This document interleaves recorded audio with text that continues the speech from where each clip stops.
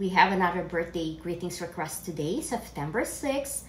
Nagse-celebrate po ng kanyang 11th birthday, si Hannah Nicolas. Happiest birthday to you, Hannah! Cheers!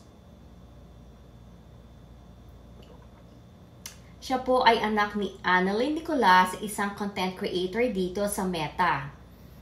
So, si Hannah ay nasa 5th grade na.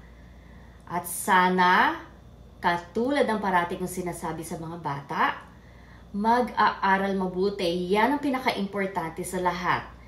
Okay, so, ang 11 years old ay ang tinatawag natin na magical step. Magical step, bakit? Kasi it is filled with endless curiosity and possibilities.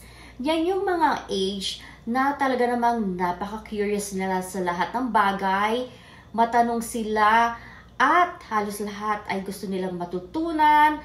Pagka meron silang nakitang kakaiba, talaga namang nagiging curious sila.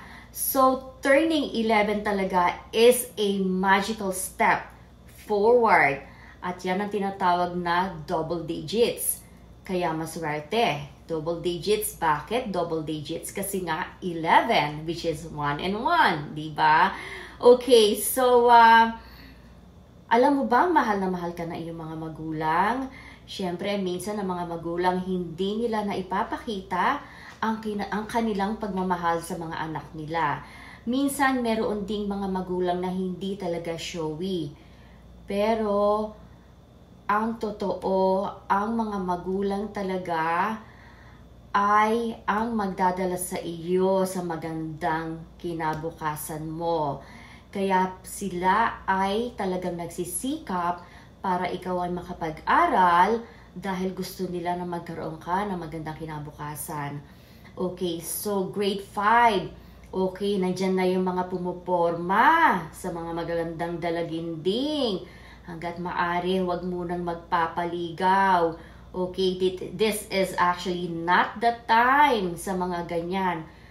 Ito ang pagkakataon para maipakita mo sa magulang mo na ikaw ay isang mabuting anak.